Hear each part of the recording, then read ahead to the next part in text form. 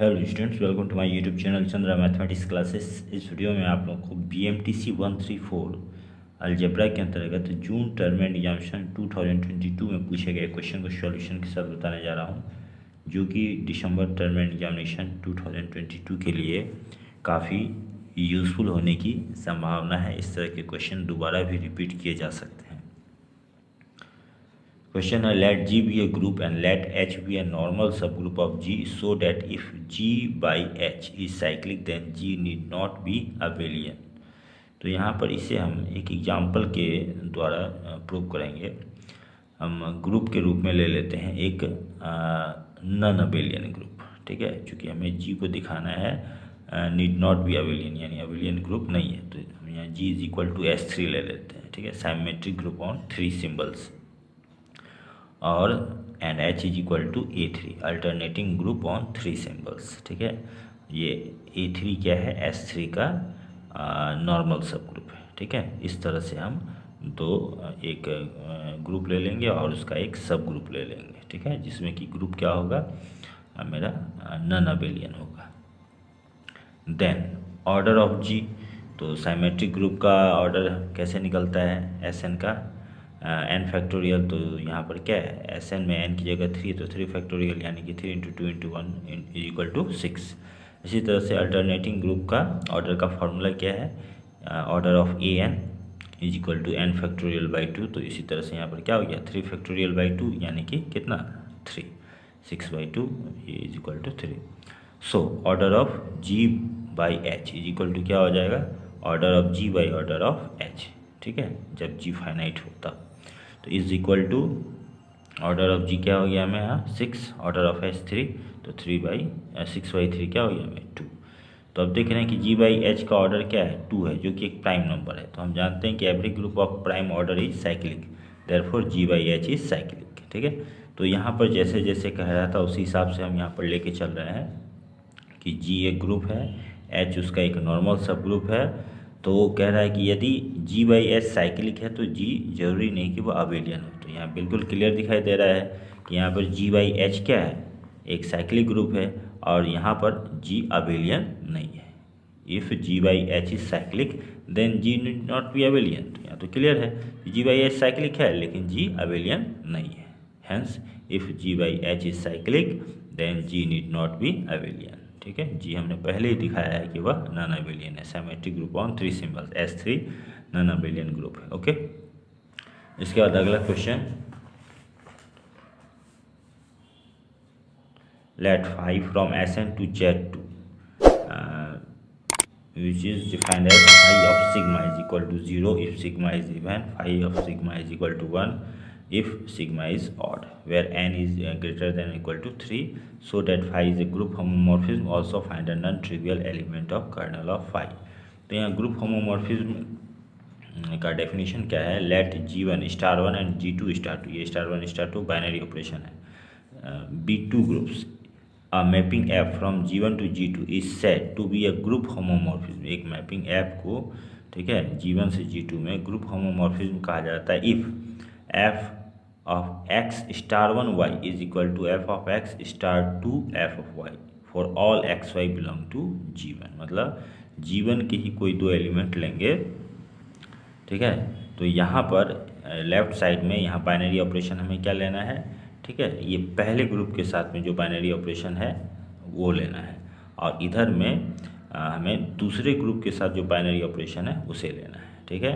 यहाँ पर एलिमेंट के रूप में x और y के एलिमेंट के रूप में सिर्फ G1 का ही एलिमेंट रहेगा, ठीक है।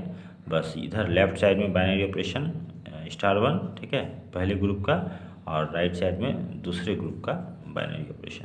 तो अगर ये बराबर ये हम दिखा देते हैं तब कहते हैं कि वह क्या है, एक ग्रुप होमोमॉर्फिज्म है, वह मैपिंग। तो उसी का यूज हम यहाँ करेंगे। तो यहाँ क्या कह रहा है कि फाई जो है Sn से Z2 में, ठीक है, एक मैपिंग है जो कि इस तरह से डिफाइंड है, और यहाँ पर कह रहा है कि n 3 या 3 से बड़ा है। तो हम यहाँ n का मान 3 लेकर के चलते हैं, मिनिमम वैल्यू। तो Sn is equal to S3, तो S3 के एलिमेंट ये सभी होंगे, ठीक है ना। अब हम क्या करते हैं, S3 के कोई दो एलिमेंट ले लेते हैं और इसी के अकॉर्डिंग चलते हैं, ठीक है। f की जगह 5 ले लेंगे, x और y की जगह हम दो एलिमेंट ले लेते हैं 1 2 और 2 3 इसी में से, ठीक है। क्योंकि यहाँ पर मेरा Sn है, G1 की जगह Sn है, तो G1 का एलिमेंट लेना है यानी कि Sn का एलिमेंट लेना है। तो इस तरह से इज इक्वल टू, अब इन दोनों का कंपोजिशन याद रखेंगे कि Sn जो होता है कंपोजिशन के रेस्पेक्ट में क्या होता है, एक ग्रुप होता है, इसीलिए यहाँ पर *1 की जगह क्या लेंगे, कंपोजिशन। तो phi of cycle 1 2 composition cycle 2 3। तो जब इन दोनों का कंपोजिशन करेंगे तो हमें 1 2 3 मिलेगा, साइकिल 1 2 3 फाई ऑफ साइकिल 1 2 3। तो अब यह कैसा परम्यूटेशन है, यह एक मतलब इवन परम्यूटेशन है, ठीक है, इवन परम्यूटेशन है, इसलिए इसका वैल्यू यहाँ जिस तरह से डिफाइन किया गया है उसका वैल्यू क्या होगा, 0। तो यहाँ लिखते हैं 0। अब यहाँ पर हम क्या करते हैं, फाई ऑफ 1 2 साइकिल 1 2 और फाई ऑफ साइकिल 2 3। तो ये कैसा साइकिल है, ये परम्यूटेशन जो है ऑड परम्यूटेशन है, इसलिए इसका वैल्यू क्या हो जाएगा यहाँ पर 1। इसी तरह से यह परम्यूटेशन भी क्या है, ऑड है, ठीक है। तो इसलिए इसका भी phi of cycle 2 3 is equal to 1। अब हमें क्या करना है, इन दोनों का सम, इन दोनों का सम लेना है। यहाँ पर हमें बाइनरी ऑपरेशन में क्या लेना है, यहाँ क्या है, Z2 है, तो Z2 किसके रेस्पेक्ट में ग्रुप होता है, तो एडिशन मॉड्यूलो 2 के रेस्पेक्ट में, इसीलिए यहाँ पर हम एडिशन मॉड्यूलो 2 लेंगे, ठीक है।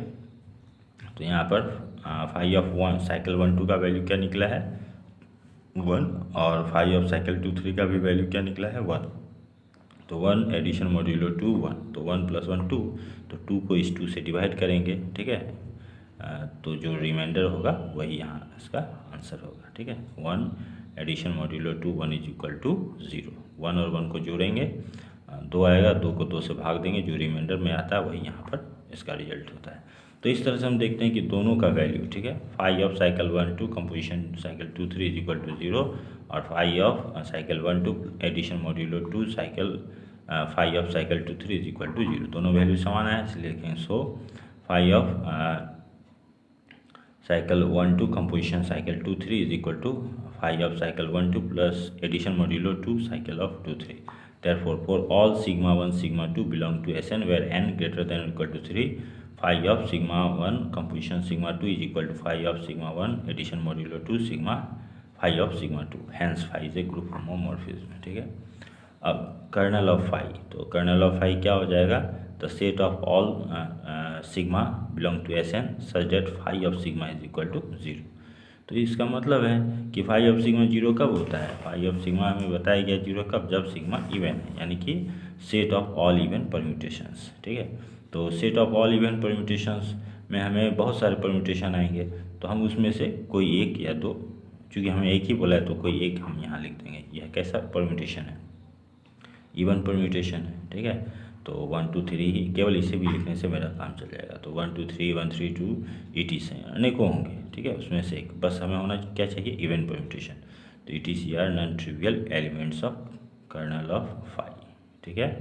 ट्रिवियल एलिमेंट के रूप में क्या होगा, I, ठीक है, जो कि इवन परम्यूटेशन है, ठीक है, लेकिन हमें उसे नहीं लेना है, जो कि इसमें भी आएगा, और ट्रिवियल होने के कारण उसे हम नहीं लेंगे, ये होगा, ठीक है। उसके बाद चेक वेदर और not 12 - 3x² - 9x⁴ + 25x⁵ is irreducible in QX। तो इसे आइसेंस्टीन के मतलब रूल के अनुसार हम इसे चेक करेंगे। यहाँ देख रहे हैं A0 is equal to 12, A1 is equal to, चूँकि x वाला टर्म नहीं है इसलिए A1 is equal to 0, x² के साथ क्या है -3, तो A2 इज इक्वल टू -3। फिर क्यूब वाला टर्म नहीं है, x³ वाला टर्म नहीं है, तो इसलिए A3 इज इक्वल टू 0।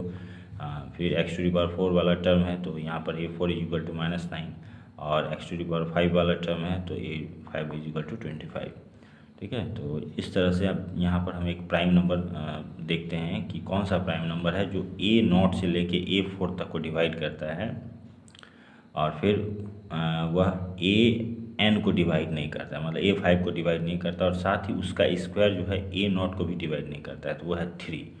यहाँ पर A0 से लेके A4 तक को डिवाइड कर देता है, ठीक है, A5 को डिवाइड नहीं करता है, और साथ ही उसका स्क्वायर जो है A0 को डिवाइड नहीं करता है। तो उस स्थिति में हम कहेंगे कि PX is irreducible in ZX and hence in QX according to Eisenstein rule.